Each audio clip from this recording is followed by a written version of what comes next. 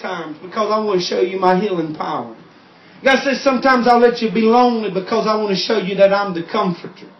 God says sometimes I'll let you get broke because I want to show you that I got money like you ain't never seen. God says sometimes I'll let your car blow up because I'm going to show you there's a better way to get where you're going than the ways of man.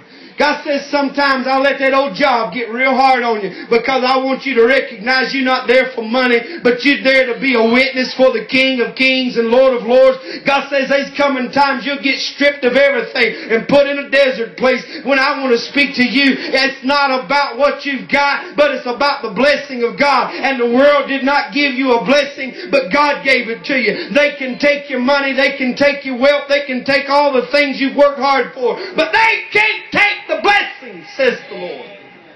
And if the blessing's in your life, you can strip a man down to nothing and put him in the midst of a place of nothing, and God will still find a way to bless him. Up out of the cactus, God says, I'll produce water. God says, up out of the dirt and mire and clay, out of all the heat and all the mess, I'll give you a beautiful tan that you can walk around and say, look at these arms, baby. Eli perceived that the Lord had called the child. Sometimes it does take a man of God for you to understand your calling and the voice of God upon your life. We need confirmation. We desire it. Not that it has to happen, because God would love for you to just take what He spoke and do something with it. But sometimes God sends a man of God like me by who's telling you that if you'll get to know God, if you intimately get to know God, if you'll totally rely on God, He'll begin to reveal to you His perfect plan, and He'll take you places you never could have made it on your own. Samuel did not know God. And so he tells him again, he says, this time go lie down, and it shall be that if he call thee, thou shalt say, speak, Lord, for thy servant.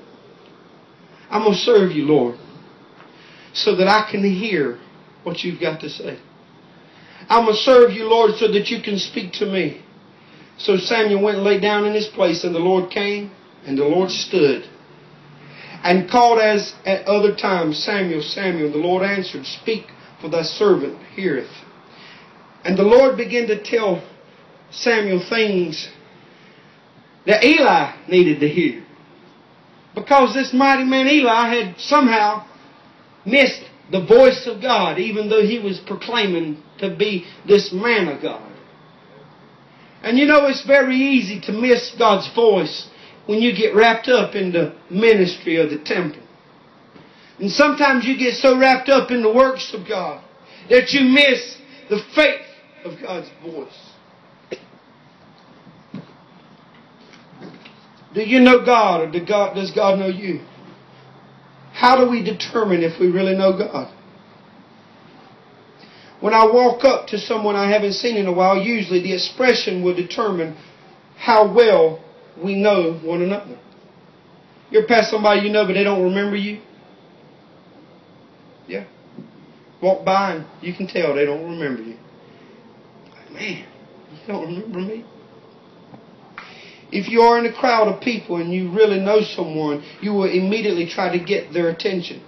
You will scream, you will shout, you will push through the crowd, you will stand on top of something. Whatever it takes to get this person you know's attention.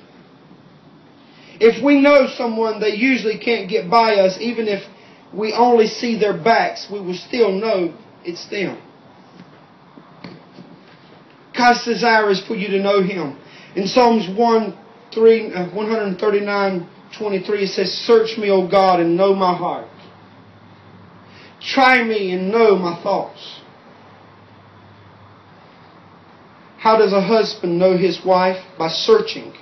He knows her by trying her heart.